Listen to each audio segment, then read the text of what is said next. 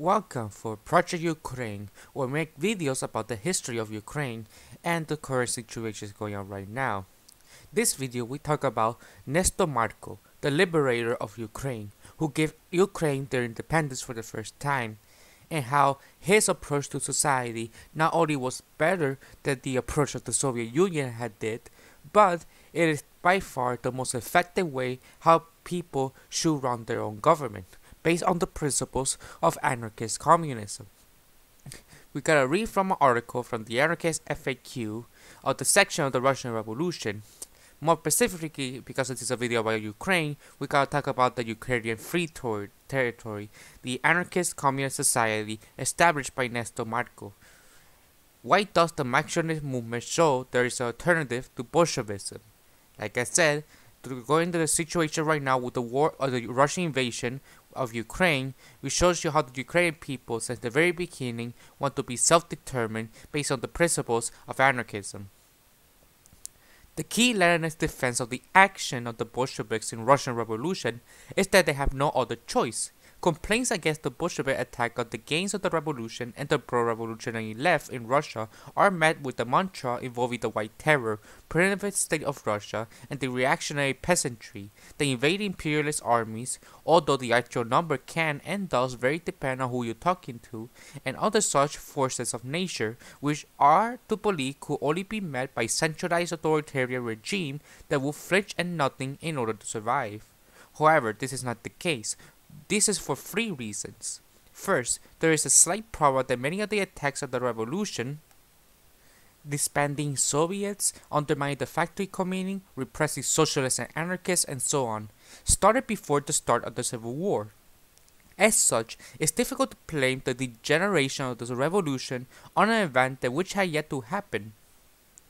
Secondly, the Leninists like to portray their ideology as realistic, that it recognizes the problem facing a revolution and can provide the necessary solution. So even claim, flying in the face of the facts, the anarchists think the ruling class will just disappear, or that we think full-blown communism will appear overnight. Only Bolshevism is a claim to recognize that the civil war is inevitable during a revolution. It only provides the necessary solution, namely a worker state.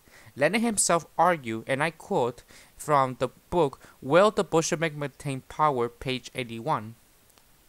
Not a single great revolution in history has escaped civil war. No one who does not live in a shell could imagine the civil war is conceived without exceptionally complicated circumstances. End quote. As such, it's incredulous that modern-day followers of Lenin blame the degeneration of the Russian Revolution on the very factors, civil war, exceptional circumstances, and they claim to recognize it as inevitable. Thirdly, and even more embarrassingly for the Leninists, numerous examples exist both from the revolutionary Russia at the time and from earlier and later revolutions that suggest far from Bolshevik tactic being the most efficient way of defending the revolution, other methods existed overlook to the mass creative energy of the working masses unleashed by the revolution.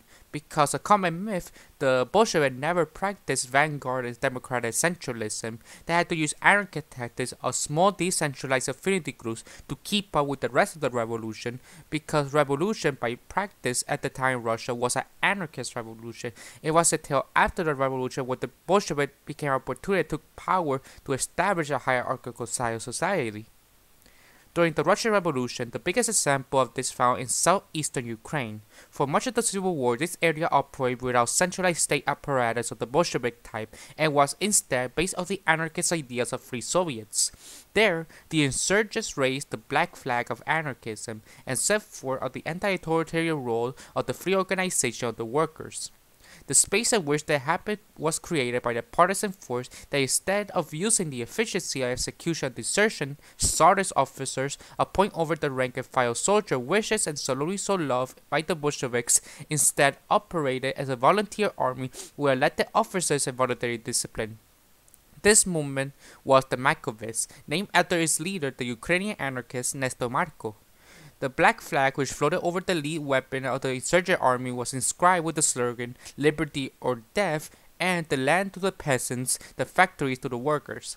These slogans summarize what the Makhnovists were fighting for, a liberating socialist society. At its height in the autumn of 1919, the Makhnovists numbered around 40,000. The extended area influence corresponded to nearly a third of the Ukrainian Soviet Republic, comprising a population over 7 million.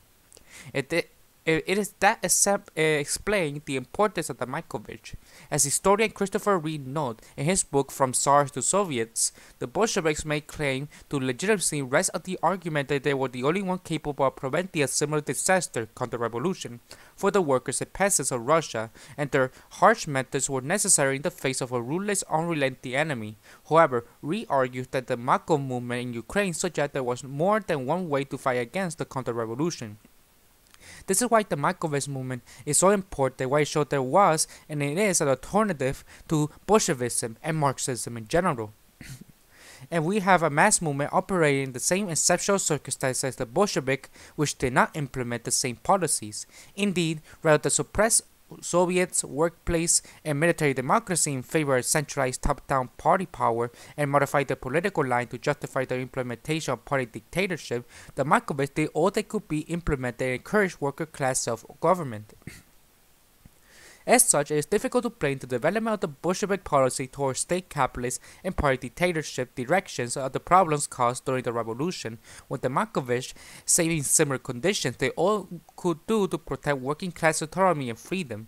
Indeed, it could be argued that the problem facing the Makhnovists was greater in many ways. The Ukraine problem saw more fighting in the Russian Civil War than any other area. Unlike the Bolsheviks, the Makhnovists lost the center of their movement and had to re-liberate it. To do so, they fought the Austrian and German armies, Ukrainian nationalists, Bolsheviks, and the White Army as a technique and then wrangle, some cases all in the same time, and won. There were smaller skirmishes involving Cossacks returning to the Don and independent green bands. The Anarchists fought all these various armies over the 4 years the movement was in existence. This was not only bloody but saw constant shifts of fronts, advances and retreats, and changes from near conventional war to mobile partisan war. The consequence of this was that no area of the territory was safe rear area to any period of time. It was so little constructed activity was possible. Press as summary of the military campaign of these years, a brief idea of the depth of fighting in these years can be seen by considering the town at the center of the Makhnovich, Huliapol, which changed hands no less than 16 times in the period from 1917 to 1921. Clearly, in terms of conflict and the result disruption caused by it, the Makhnovists did not have the relative peace the Bolsheviks have, who never once lost their main base of Petrograd or Moscow, although they came close. As such, the problem used to justify the repression and dictatorial policy of the Bolsheviks also applied to the Makhnovists. Despite this, the activity of the Makhnovists in the Ukraine demonstrate the alternative to supposedly necessary methods of the Bolshevik did exist. Where the Bolsheviks suppressed freedom of speech, assembly, and press, the Makhnovists encouraged it when the Bolsheviks turned the Soviet into a mere ciphers of their government and undermined Soviet power. The Makhnovists encouraged working-class partisans and free Soviets. As we discussed, the Makhnovists applied their ideas of working-class self-management wherever and whenever they could. Sadly, the movement is relatively unknown even during the revolution. There were few non-anarchist accounts of it, and the few histories which do mention often simply slander it. However, as the combative brothers correctly argued, the movement, and I quote, better perhaps than any other movement, showed that in Russian Revolution could have been a great liberating force. Equally, the reason why it has been almost totally ignored for slander when mentioned by Stalinists and Trotskyists is simple. It shows the Bolsheviks shifting power and peasants with lies and calumnies, and then crushing them in a bloody massacre. We will dictate the nature and history of this important social movement.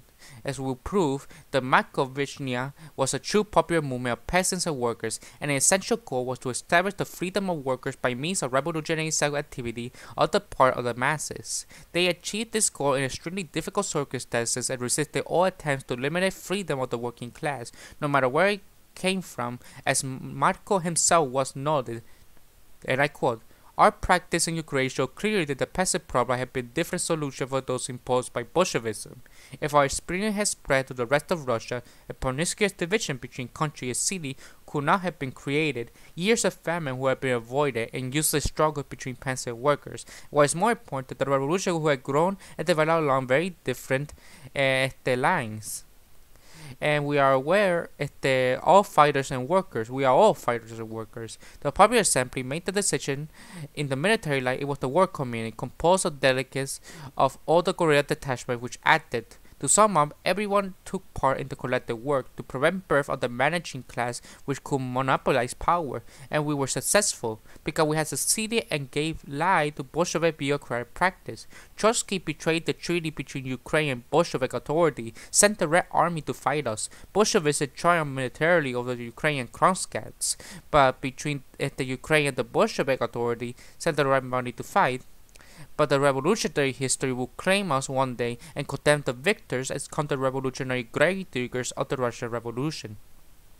Two distinct aspects of the anarchist movement existed in Ukraine at this time: the political and non-military structure called the NAFTA or Alarm Federation, which operated through the Soviet collectives, and military command structure usually known after its commander Nestor Makhno as the Makhnovshchina, which means Makno movement, although its proper name was the Revolutionary Insurgent Army of Ukraine.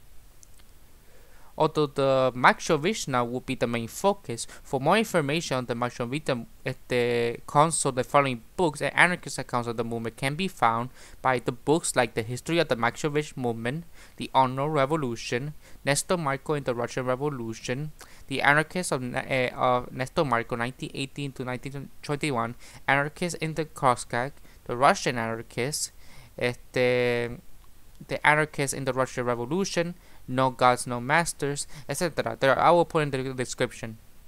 Lastly, a few words on names. There is a large variation of spells and names which sound within the source material. For example, Makhno's hometown was being translated as Kuliapol, Kuliapoli, Huliapol, and Huliapal. Similarly, with other place names, the Bande Kroka has been also translated to Hariochev and Riochve. We generally take Makhno's Malish translation name as a basis. So, who was Nestor Makhno? The movement was named after him, a Ukrainian anarchist who played a key role in the movement from the start. Indeed, the Makhnovshchina literally means Makhno movement, and his name is forever linked with the revolution of the southeast of Ukraine. So, who was Makhno? Nestor Makhno was born on October 27, 1889, in Huliapol, which is situated in the Khateshola province in southeast of Ukraine between the Tiber River and the Sea of Azov. While it seems to be conventional for many historians to call the Huliapol a village, it was in fact a town with a population of about 30,000 and boasted several factories and schools. Makhno was the son of a poor peasant family. His father died when he was 10 months old, leaving him and his 4 brothers in the care of their mother. Due to the extreme poverty of his family, he had to start working as a shepherd at the age of 7. At 8, he started to attend the second Huliapol primary school in winter, worked for local landlords during the summer. He left school when he was 12 and took a full-time employment as a farmhand in an estate of nobles and on the farms of the German colonists kulaks. At the age of 17, he started to work at Huliapol himself. First as an apprentice painter, and then an unskilled worker in a local ironing foundry, and finally as a founder of the same establishment. It was when he was working at the iron foundry that he became involved in revolutionary politics. In the stormy years following the 1905 revolution, Makhno got involved in the revolutionary politics. This decision was based on his experience of injustice at work and seeing the terror of the Russian regime during 1905 events.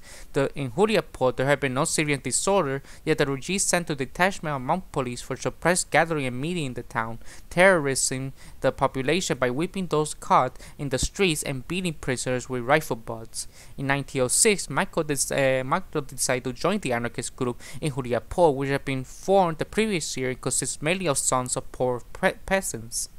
In the year 1906 and 7, Makhno was arrested and accused of political assassination, but was released due to lack of evidence.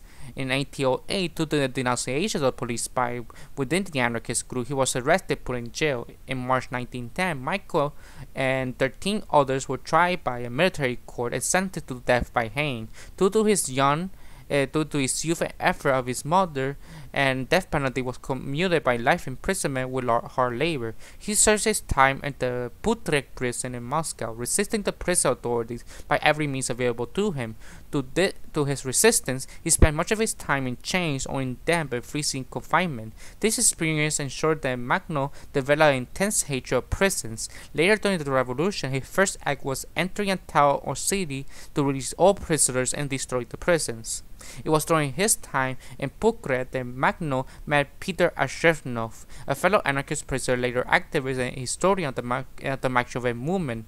He was born in 1887 in the Ukrainian industrial town of Kateryslav. His father was a factory worker and he was a metal worker. Originally a Bolshevik, he became anarchist in 1906, taking a lead part in organizing factory workers and action against the regime. In 1907, he was arrested and sentenced to death, escaping to Western Europe. In 1909, he returned to Russia and was again arrested and again escaped. In 1910, he was arrested and placed in Brooklyn prison, where he met Makhno. Two anarchists established a close personal and political friendship, with Arishmo helping Makhno develop and defend his anarchist ideas. On 2nd March 1917, after 8 years and 8 months in prison, Makhno was released along with all other political prisoners as a result of the February Revolution. After spending 3 weeks in Moscow with the Moscow anarchists, Makhno returned to Huliapol as the only political prisoner who was returned to his family by the revolution. Makhno became very well respected in his hometown. After years of imprisonment, suffering by learning, Makhno was no longer an inexperienced young activist, but a test anarchist militant with both a powerful will and strong ideas about social conflict and revolutionary politics, ideas which he immediately set about applying. Once home in Huliapol, Makhno immediately devoted himself to revolutionary work. Unsurprisingly, the remaining members of the anarchist crew as well as many peasants came to visit him. After discussing ideas with them, Makhno proposed beginning organizational work immediately in order to strengthen links between the peasants in Huliapol and its region with the anarchist group. On March 28 to 21, a Peasant Union was created with Makhno as a chairman. Subsequently, he organized several unions in other villages and towns in the area. Makhno also played a large part in a successful strike by wood and metal workers at the factory owned by his old boss. This defeat led to the other bosses capitulating to the workers as well. At the same time, peasants refused to pay their rent to the landlords. Regional assembly of peasants were called both at Huliapol and elsewhere, and on August 5 to 7, the Provincial Congress at Katerynoslai decided to reorganize the Peasant Union into Soviet of peasants and worker deputies. In this way, Makhno and his associates brought socio-political issues into the daily life of the people, who in turn supported his effort, hoping to expedite the expropriation of large estates. In Huliapol, the revolution was moving faster than elsewhere. For example, the Agrostrakvo Soviet supported the actions of the provisional government during the July days of Petrograd, and meeting in Huliapol saluted the rebellion soldiers and workers. Peasants were drawn to Huliapol for advice and help them from neighboring volos, administrative districts. The peasantry wanted to seize the land of large landowners and the gulags, the rich peasants. Makhno presented his demand for the first session of the regional Soviet, which were held in Huliapol. In August, Makhno called all the local landlords and rich peasants gulag together, and all documents concerning ownership of land, livestock, and equipment were taken from them. An inventory of this property was taken and reported to the session of the local Soviet, and then at the regional meeting it was agreed that all land, livestock, and equipment was to be taken and reported to the session of local Soviets, and then at the regional meeting it was agreed that all land, livestock, and equipment was to be divided equally, the division to include former owners. This was the core of the agrarian program of the movement, namely the liquidation of the property and the land ownership of the gulags, and no one could own more land than they could work with their own labor. All this was in flat defiance to the provisional government, which was insisted that all such questions be left to the Constitutional Assembly. Free communes were also created on ex-landlord's estate.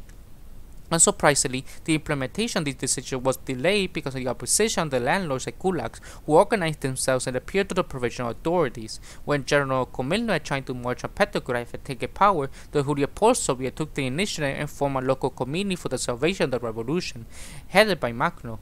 The real aim was to disarm the potential local enemy, the landlords, bourgeois, and the gulags, as well as to expropriate their ownership of the people's wealth, the land, factories, plants, printing shop, feeders, and so on. On 25th September, a Volos Congress of the Soviet Peasant Organization Huriapol proclaimed the confiscation of landlords' land and its transformation into social property. Raised on a state of landlords and rich peasants, including German colonists, became the expropriation of expropriated began. Makhno activity came to a halt the following spring when Lenin government signed the Treaty of Brest-Litovsk. This treaty gave sizable part to the Russian Empire, including the Ukraine, to Germany and Austria in return to peace. The treaty also saw the invasion of Ukraine by a large number of German and Austrian troops, which conquered the entire country in less than 3 months. Makhno succeeded in forming several military units consisting of 1,700 men, could not stop Huriapol being taken. After an anarchist congress at the end of April in Tekkengro, it was decided to organize small combat units of 5 to 10 peasants and workers to collect arms for enemy to prepare the general peasant uprising against the Austro-German troops, and finally to send small groups to Soviet Russia to see at first hand what happened there to both the revolution and to the anarchists under the Bolshevik rule. Makhno was also part of that group. By June, Makhno had arrived in Moscow. He immediately visited a number of Russian anarchists, including his old friend Peter Ushanov. The anarchist movement in Moscow was cowed due to the Cheka raid in April, which broke the backbone of the movement, so ending a political threat to the Bolsheviks from the left. To Makhno, coming from an area where freedom of speech organization was taken for granted, the low level activity came as a shock. He regarded Moscow as the capital of the paper revolution, whose red tape and meaninglessness had affected even the anarchists. Makhno also visited Peter Kropotkin, asking his advice on revolutionary work and the situation in Ukraine. To Makhno, Moscow appears as the capital of the paper revolution, a fast factory turning out empty resolutions and slogans while political power by means of force and fraud elevated itself into the position of the ruling class. While in Moscow, Makhno met with Lenin. This meeting came about by chance. Visiting the Kremlin to obtain a permit for free board and lodging, he met the chairman of the All Russian Central Committee of the Soviet, Jakov Zertov, who arranged for Makhno to meet Lenin. Lenin asked Makhno, how did the peasants of your region understand the slogan "All power to the Soviets" in the village? Makhno stated that Lenin was astonished at his reply. And I quote, "The peasants understood this slogan out their own way. According to their interpretation, all power in all areas of life must be identified with the consciousness and the will of the working people. The peasants understand the Soviets of the working peasants of villages. Country and district are neither more nor less than the means of revolutionary organization and economic self-management of working people in the struggle against the bourgeois and its lackeys, the right socialists, and the coalition government." End quote. To this, Lenin replied, "Well then, the peasants of your region are infected with anarchism." Later in the interview, Lenin stated, "Do anarchists even recognize their lack of realism in present-day life? Why they don't even think of it?" Makhno replied, "But I must tell you, Comrade Lenin, that your assertion that the anarchists don't understand the present realistically, that they have no real connection with it, and so forth, is fundamentally mistaken. The anarchist communists in the Ukraine, the anarchist communists, I say, have already given many proof that they have firmly planted in the present. The whole struggle of the revolutionary Ukraine countryside against the Central Rada has been carried out under the ideological guidance of the anarchist communists, and also in part of the socialist revolutionaries. Your Bolshevik has scarcely any presence in their village. When they have penetrated, their influence is minimal. Almost all communes of peasants associated in the Ukraine were formed in the instigation of the anarchist communists. The armed struggle of the working people against the counter-revolution in general, and the Austro-German invasion in particular, has been undertaken with the ideological and organic guidance of the anarchist communists exclusively. Certainly, it is not your party's interest to give us credit for all this, but there are the facts that you can't dispute them. You know perfectly well, and I assume the effective force and fighting capacity of the free revolutionary forces of Ukraine. It's not without reason that you have to evoke the courage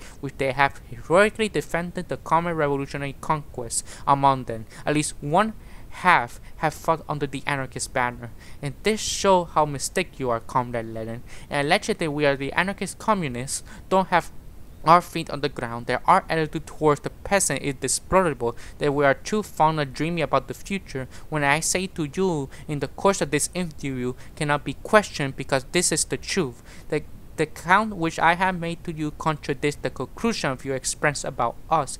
Everyone can see we are firmly planted in the present, that we are working and searching for the means to bring about the future we desire, that we are in fact dealing very seriously with the problem.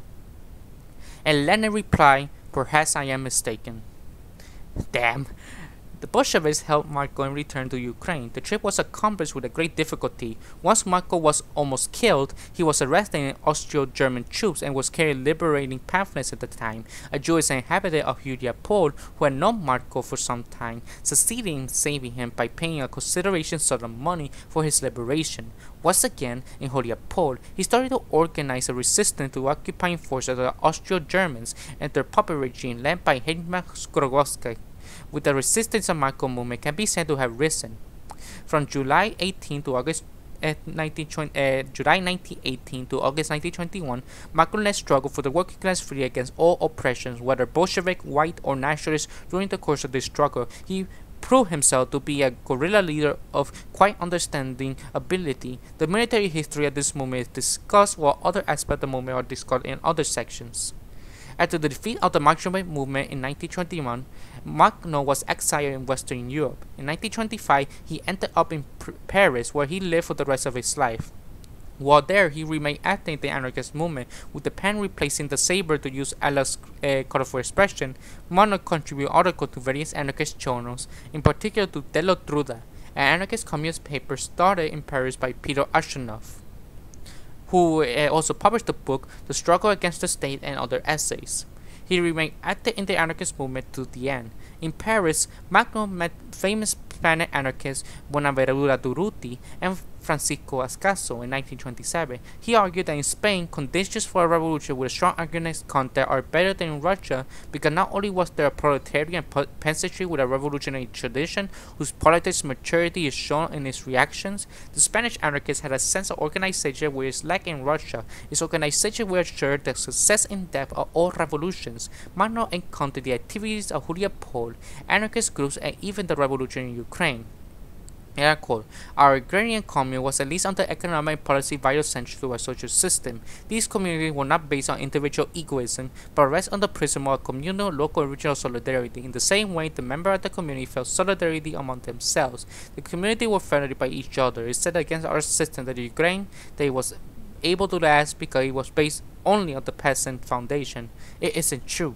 Our communities were mixed, agricultural, industrial, and even some of them were only industrial. We were all fighters and workers. The public assembly made the decision in the military life. It was the war committee composed of delegates of all the guerrilla detachments, which added to sum up everyone took part of the collective work to prevent birth of managing class and would monopolize power, and we were successful. We can see from the social revolution in Aragon, Durruti took Makhno's advice seriously. Unsurprisingly, in 1936, a number of veterans of Makhno's insurgent army went to fight in the Durruti column. Sadly, Makhno's death in 1934 prevented his own concrete statement into choose Spaniards. Makhno was never refused to fight. If I am alive when you start your struggle, I will be with you. Makhno's most famous activity outside with his association defense of the organization former of the Libertarian Communists, known as the Platform. The platform is an attempt to analyze what had gone wrong in the Russian Revolution and suggest a much tighter anarchist organization in the future. This idea provoked intense debate, where its publication with the majority of anarchists rejected.